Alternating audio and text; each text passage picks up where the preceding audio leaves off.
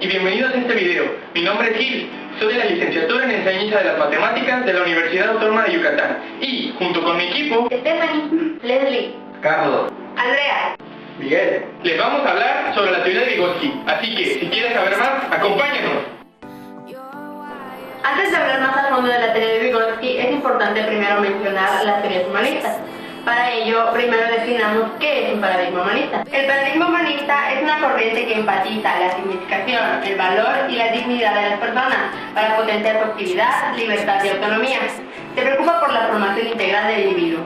Los principales representantes de este paradigma fueron Johann Heinrich Pestalozzi, quien en su teoría afirmaba que todo conocimiento parte de la intuición y además buscaba que existiera un equilibrio entre el individuo y la naturaleza. Friedrich Froben, quien implementó el juego como actividad para que el niño esté activo. También mencionó que la educación ideal debe empezarse con la educación integral desde la niñez. María Montessori, quien con su teoría buscaba la creación de un aula ideal, la cual debía ser un lugar amplio, abierto, ordenado y estético, donde cada elemento tiene su razón de ser en el desarrollo del niño. Paulo Freire.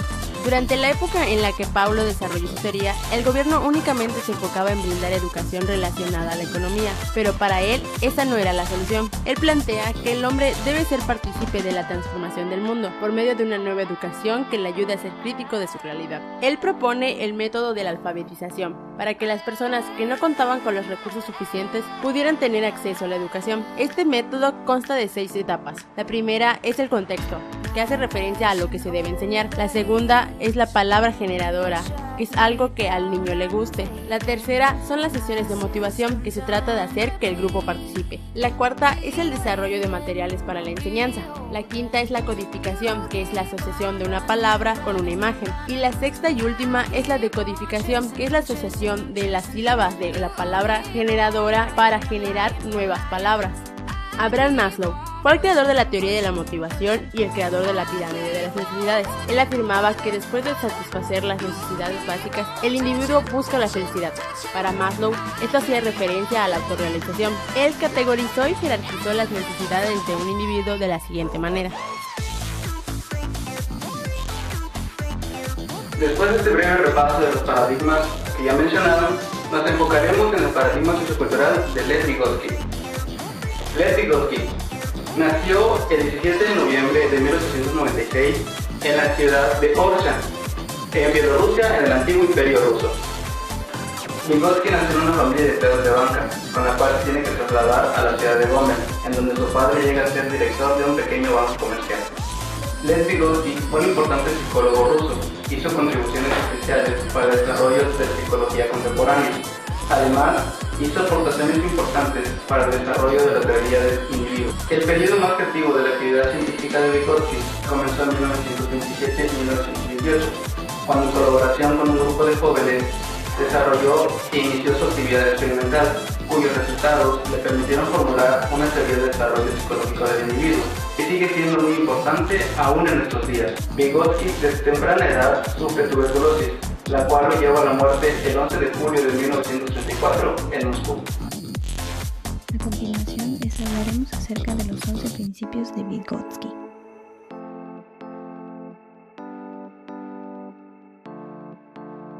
Como primer principio, tenemos que el hombre es un ser histórico-social, o más concretamente, un ser histórico-cultural. Esto quiere decir que el hombre es moldeado por la cultura que él mismo crea. Segundo, el individuo está determinado por las interacciones sociales, es decir, por medio de la relación con el otro. El individuo es determinado. Es por medio del lenguaje el modo en el que el individuo es determinado y es determinante de los otros individuos. Tercero, la actividad mental es exclusivamente humana y es resultante del aprendizaje social, de la interiorización de la cultura y de las relaciones sociales. Cuarto, el desarrollo es un proceso largo, marcado por saltos cualitativos que ocurren en 3 momentos. Primero, la filogénesis, que es la historia de la teoría de los procesos. A la sociogénesis, que viene siendo la evolución del individuo como participante de un grupo cultural. Luego va la ontogénesis. Esto es relativo al desarrollo personal. Se puede dividir en 2 planos, ya sea natural o cultural.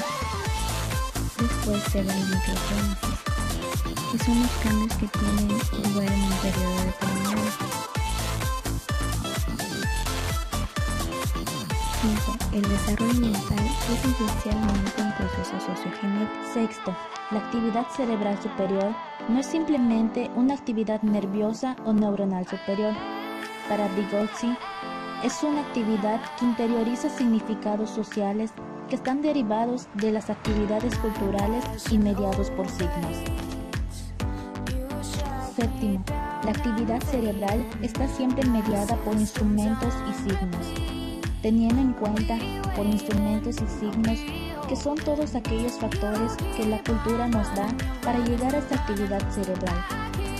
Octavo, en este principio, Vygotsky afirma que el lenguaje es el principal mediador en las funciones psicológicas superiores. Esto lo afirma ya que con el lenguaje es como se interacciona con las demás personas. De esta manera puede obtener un lenguaje propio y crítico. Noveno, en este principio, Vygotsky afirma que el lenguaje no solo es oral, sino que existen varias formas de expresión, como el gestual, la escritura, la artística, musical, matemática. Décimo, el proceso de interiorización de las funciones psicológicas superiores de acuerdo con el contexto histórico de la cultura. Esto quiere decir que las estructuras de percepción, la atención voluntaria, la memoria, las emociones, entre otros, asumen diferentes formas conforme el contexto social va cambiando o la cultura igual cambia. De esta manera, se adapta para que el proceso de interiorización siempre siga.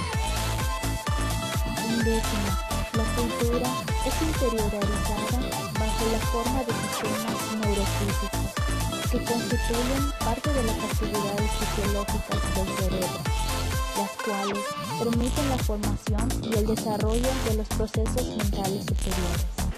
La relación que hay entre aprendizaje y desarrollo está dada por la ley genética general y los procesos interpsicológicos e intrapsicológicos. Entonces podemos decir que el aprendizaje activa y estimula una variedad de procesos mentales que con otros individuos ocurre una interacción de diferentes contextos y siempre hay un lenguaje determinado para el entendimiento. Estos procesos son internalizados y en el proceso de aprendizaje social se van a ir convirtiendo o van a llegar a ser métodos de conducta o autorregulación. A continuación, les voy a hablar acerca de la caracterización del aprendizaje. Para Vygotsky, el aprendizaje es una actividad social y no solo un proceso de realización individual, sino una reproducción de conocimiento mediante el cual el alumno asimila modos sociales de actividad y de interacción. El alumno es un sujeto activo, consciente, orientado hacia un objetivo y con interacción con otros sujetos. Es aquí donde entra el otro más experto que hablaremos más adelante sobre ello. El contexto social influye en el aprendizaje más que las actitudes y las creencias. Tiene una gran influencia en cómo se piensa y en lo que se piensa. Ahora les voy a hablar de los niveles de contexto social. Los niveles del contexto social en la teoría de Vygotsky son tres. El primero de ellos es el nivel interactivo inmediato, la cual está constituido por él o los individuos con quienes el niño interactúa en esos distintos momentos. El segundo es el nivel estructural, constituido en estructuras sociales que influyen en el niño, tales como la familia y la escuela. Y el tercero es el nivel cultural o social. Como su nombre lo indica, está constituido por la sociedad en general, como el lenguaje, el sistema numérico y la tecnología.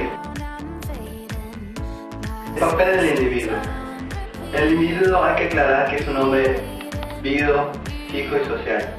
No es competente dejar a un lado lo que son las particulares científicas, pero estas no determinan lo que puede o no llegar a ser el individuo. El niño nace en cierta etapa histórica, donde la interacción está determinada por objetos materiales y espirituales específicos. El medio ambiente social no es un aspecto meramente externo, puesto que en este están las capacidades y valores que el niño debe desarrollar para poder llegar a una interacción. Tiene que adueñarse de estas capacidades y valores. Ahora les voy a explicar lo que viene siendo la relación entre aprendizaje y desarrollo. Esta relación está dada por la ley genética general y los procesos intrapsicológicos e interpsicológicos. Entonces podemos considerar que el aprendizaje activa y estimula una variedad de procesos mentales que con la interacción de otros individuos se encuentran en diferentes contextos y siempre hay un lenguaje determinado para que haya un entendimiento entre ellos. Estos procesos se internalizan en el proceso de aprendizaje social y se van a convertir en métodos de autorregulación o de conducta. El proceso de apropiación de la cultura inicia cuando nacemos. Para Vygotsky, la cultura proporciona las orientaciones que estructuran el comportamiento del individuo. En este proceso, la cultura moldea al individuo y hace que se adapte a su entorno por medio del lenguaje. De esta manera, el individuo toma en cuenta lo que es o no es deseable para él. Vygotsky aclara que en el aprendizaje escolar el niño trae conocimientos y saberes previos. En consecuencia, tanto aprendizaje como conocimiento están presentes desde el nacimiento. Él reconoce dos niveles. El primero de ellos es el nivel evolutivo real. Se trata del conjunto de actividades mentales que el niño puede ejercer por sí solo. El segundo es el nivel de desarrollo potencial. Este se trata cuando el niño necesita ayuda o indicaciones de otra persona para realizar estas actividades. Un ejemplo que se puede observar a nivel superior en la licenciatura de enseñanza de las matemáticas es que en el primer semestre se aborda la asignatura de álgebra intermedia. En esta, el último tema que se toca es logaritmo. En esta conocemos las propiedades y sus aplicaciones. Y para el tercer semestre ya se lleva la materia de cálculo diferencial. En la asignatura de cálculo diferencial, cuando se aborda el tema de derivación, es necesario retomar esas propiedades de los logaritmos que se aprendieron en la asignatura de álgebra intermedia. Ahí se puede observar el nivel evolutivo real. Este saber previo que se necesita son las propiedades de los logaritmos. Se puede observar el nivel de desarrollo potencial ahora porque el docente, que ahora es parte de la asignatura de cálculo, tiene el trabajo de ayudarnos a comprender por qué estos saberes previos que nosotros tenemos nos van a servir para comprender y generar este nuevo conocimiento acerca de la derivación. Como ya hemos hablado del nivel de desarrollo potencial, el niño necesita cierta ayuda. Entonces aquí es donde entra el otro más experto. El otro más experto se refiere a alguien que tiene una mayor comprensión o un nivel de habilidad mucho más alto que el alumno, sea respecto a una tarea, un proceso o algún concepto. No necesariamente tiene que ser el maestro quien sea el más experto, ni el adulto mayor, en este caso pueden ser los padres, sino que puede ser igual otro alumno que tenga un mayor conocimiento.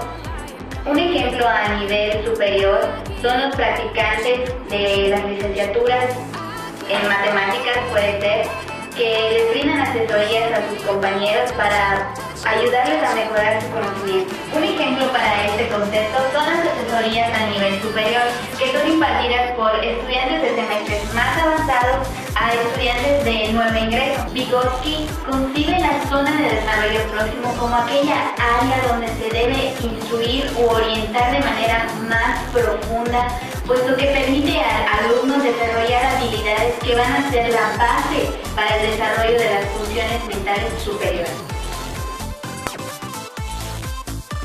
Ahora les voy a hablar sobre el proceso de internalización. El desarrollo de este fenómeno de internalización se presenta en una primera etapa cuando el sujeto, a partir de su nacimiento, interactúa con su familia y con su ambiente sociocultural inmediato. Experiencias que, paulatinamente, se van transformando en procesos mentales. Vygotsky considera que la internalización hace referencia a un proceso de autoconstrucción y reconstrucción psíquica, a una serie de transformaciones progresivas internas originadas en operaciones o actividades de orden externo. El proceso de internalización ocurre en dos momentos. El primero de estos es el interpersonal. En él, el conocimiento se adquiere mediante la interacción con otros individuos individuos al compartir opiniones, puntos de vista o conceptos. El segundo momento del proceso de internalización es el intrapersonal. En él, el sujeto asimila esta interacción que tuvo con los individuos y reconstruye su conocimiento con base en los conocimientos previos que ya tenía. De esta manera, los conocimientos previos se refuerzan con los nuevos conocimientos que adquiere. Ahora les voy a hablar sobre la ley genética general. Esta dicta que cualquier función en el desarrollo cultural del niño aparece en escena dos veces en dos planos. Primero, como algo social, después como algo psicológico. Primero, entre la gente como una categoría interpsíquica y después dentro del niño como una categoría intrapsíquica. Un ejemplo de saber matemático en el proceso de internalización puede ser, por ejemplo, la suma algebraica. El proceso interpersonal ocurre cuando el profesor le explica al estudiante este nuevo concepto. El proceso intrapersonal ocurre cuando el estudiante asimila esta interacción y relaciona el conocimiento nuevo con sus conocimientos previos, siendo este, por ejemplo, la suma aritmética. De esta forma, el estudiante reconstruye sus esquemas cognitivos, logrando así conceptos aún más abstractos. Ahora les voy a explicar lo que viene siendo el plano interpsicológico e intrapsicológico. Como ya ha sido mencionado, todo saber o toda función aparece dos veces. Les voy a explicar estos dos momentos en donde la función aparece. Nuestro primer momento aparece en el plano interpsicológico. En este plano, lo que hay que rescatar es que va a haber una asistencia, una participación de un ser con mayor experiencia. ¿A qué me refiero con esto? Hay que dejar en claro que cuando nos referimos a interpsicológico, es como que un nivel meramente social. Tiene que haber una interacción entre individuos. Dado que ya se dio esta interacción, vamos a pasar a nuestro segundo plano o segundo momento, que es el plano intrapsicológico. En este plano, lo que hay que así meramente rescatar, y es muy importante, es que esto ocurre en el interior del niño. Aquí el niño ya es capaz de manejar la función, ya es capaz de moldearla, de repetirla autónomamente. Ahora les voy a hablar del instrumento mediador. Estos ayudan a transformar la realidad en lugar de imitarla. Su función no es adaptarse pasivamente a las condiciones del medio, sino a modificarlas activamente. Un ejemplo de herramienta sería la calculadora, ya que sirve como un facilitador para un mejor conocimiento en el aprendizaje. Un ejemplo de signo sería el lenguaje, ya que de acuerdo a ciertas culturas se le asocia un cierto tipo de lenguaje. Por ejemplo, en el campus de ciencias sociales, su lenguaje es totalmente diferente al del campus de ciencias exactas. Ahora hablaremos del influencia social en el desarrollo cognitivo. Para él, el entorno en el cual crecen los niños influirá en lo que piensan y en la forma en cómo lo harán. Ahora les voy a hablar sobre el lenguaje y desarrollo cognitivo. Las herramientas psicológicas son el puente entre las funciones mentales inferiores y las funciones mentales superiores. Dentro de estas, el puente entre las habilidades interpsicológicas, o sea las sociales, y las intrapsicológicas, o sea las personales. Tal vez la herramienta psicológica más importante es el lenguaje. Inicialmente, lo usamos como medio de comunicación entre los individuos en las interacciones sociales. Progresivamente, el lenguaje se convierte en una habilidad intrapsicológica y, por consiguiente, en una herramienta con la que pensamos y controlamos nuestro propio comportamiento. Posibilita cobrar conciencia de uno mismo y ejercitar el control voluntario de nuestras acciones. Esa es la forma primaria de interacción con los adultos. Por lo tanto, es la herramienta psicológica con la que el individuo se apropia de la riqueza del conocimiento. Vygotsky distingue tres formas de lenguaje. La primera, el habla social, que se encuentra en la comunicación externa. Se utiliza para hablar con otras personas. Normalmente se presenta ya a la edad de 2 años. La segunda, el habla privada, la cual se manifiesta a la edad de 3 años. Es un habla que se dirige a sí mismo y tiene una función intelectual. Y la tercera, el habla privada internalizada, la cual carece de audibilidad, ya que toma la forma de una función de autorregulación y se transforma en un habla interna silenciosa, típica a la edad de 7 años. Para Vygotsky, el pensamiento y el lenguaje son sistemas separados inicialmente desde el comienzo de la vida. Su fusión se produce alrededor de los 3 años de edad. Vygotsky fue el primer psicólogo en documentar la importancia del habla privada. A su juicio, esta es el punto de transición entre el discurso social y el interior, el momento en el desarrollo donde el lenguaje y el pensamiento se unen para constituir el pensamiento verbal. Así, el habla privada es la manifestación más temprana del habla interna. Se define típicamente en contraste con el discurso social, ya que el habla va dirigida a sí mismo y no a otros con el fin de autorregulación en lugar de comunicación. Implicaciones educativas. Desarrollo psicológico visto de manera prospectiva. Es decir, se evalúan las capacidades o funciones que el niño domina completamente y que ejerce de manera independiente. Intervención de otros miembros del grupo social como mediadores entre culturas e individuos. Es decir, la intervención de la cultura en el aprendizaje de los niños es esencial para el proceso del desarrollo infantil. Los procesos de aprendizaje ponen en marcha los procesos de desarrollo. Es decir, la escuela es el agente encargado y tiene un papel fundamental en la promoción del desarrollo psicológico del niño.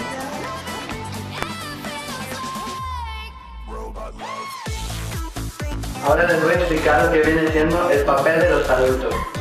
El papel de los adultos es meramente de guía. ¿A qué me refiero con guía?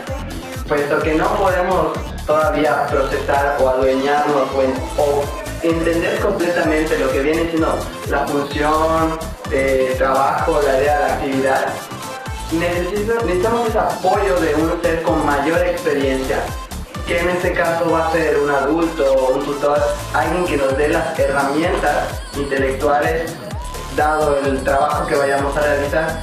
Entonces podemos decir que el papel del adulto es meramente de guía, que nos va a ayudar a entender o comprender el saber o lo que vayamos a realizar.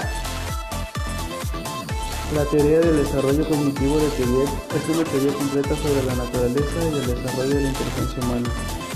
Para Piaget, el desarrollo cognitivo era una reorganización progresiva de los procesos mentales que resultan de la maduración biológica y la experiencia ambiental. Para Piaget, el desarrollo de esquemas procede a través de 4 periodos o etapas cualitativamente distintas. La primera de ellas es el periodo sensoromotor, que va de los 0 a los 2 años. En esta etapa el niño desarrolla 2 competencias básicas: la adquisición de la conducta orientada a metas y la permanencia de los objetos. La segunda etapa es la etapa preoperacional, de 2 a 7 años. Esta etapa a su vez tiene 2 subetapas.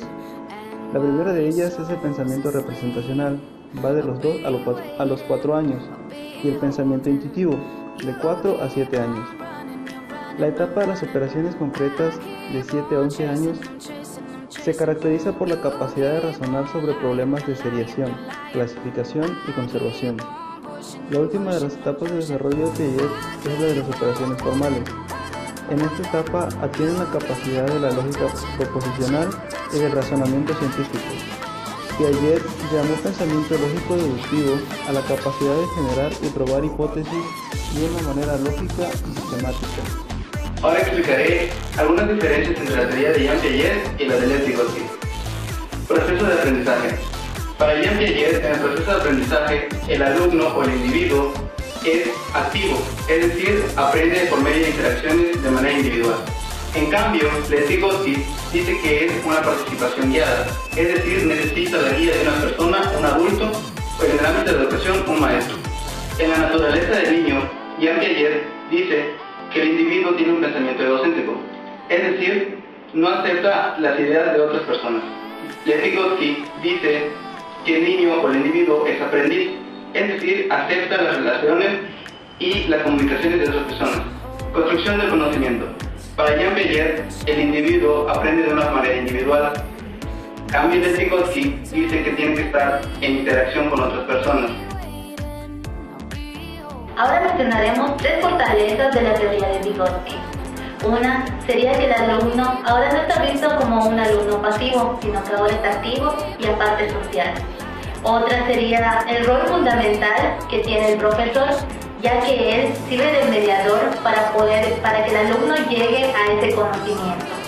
Además de que se hace una enseñanza recíproca, esto quiere decir que hay un diálogo entre el alumno y el maestro.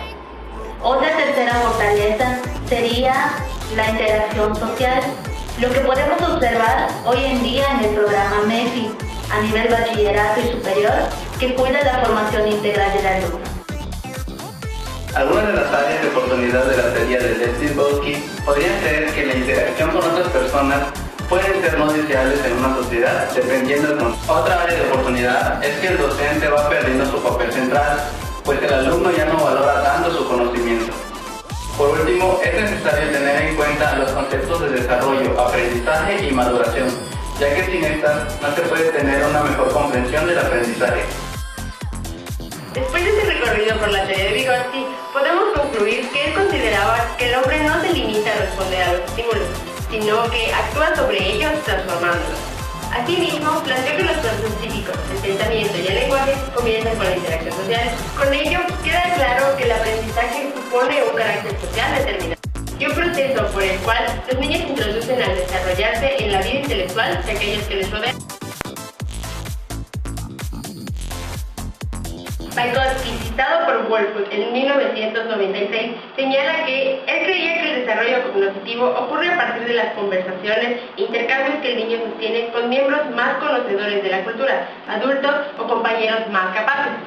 Hemos llegado al final del video. Esperemos que les haya gustado y esperamos que con este video hayan podido comprender un poco mejor la teoría de Vygotsky. Lo tratamos de hacer lo más dinámico posible para mayor comprensión. Gracias por vernos. No olvides darle like y suscríbete. Adiós.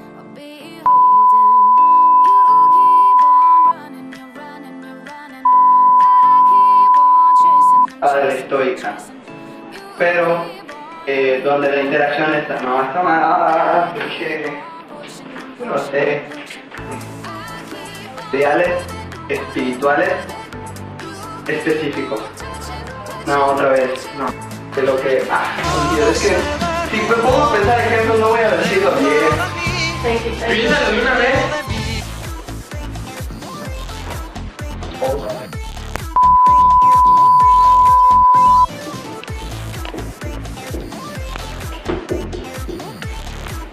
El psicológico y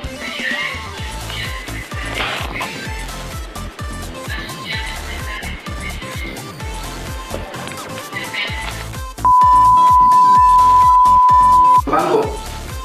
Ay, se me olvidó. Espérate. ¿Ya dijiste cuándo nació? Sí, dije que ya no sé. Solamente es que. No has dicho que está muerto, ¿verdad? No. Ya.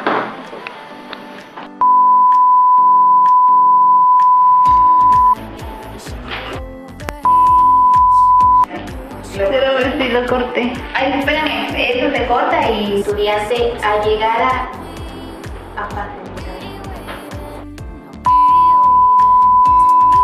El logaritmo. Se entra a la zona. Los procesos psíquicos, el pensamiento. Ya. No dejé de ver. Sí.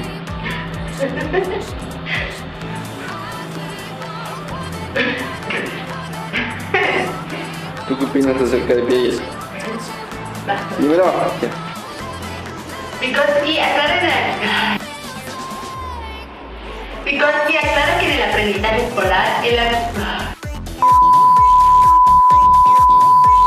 Y ya. ¿Cómo eso te faltó? hola, novio de Andrea. No,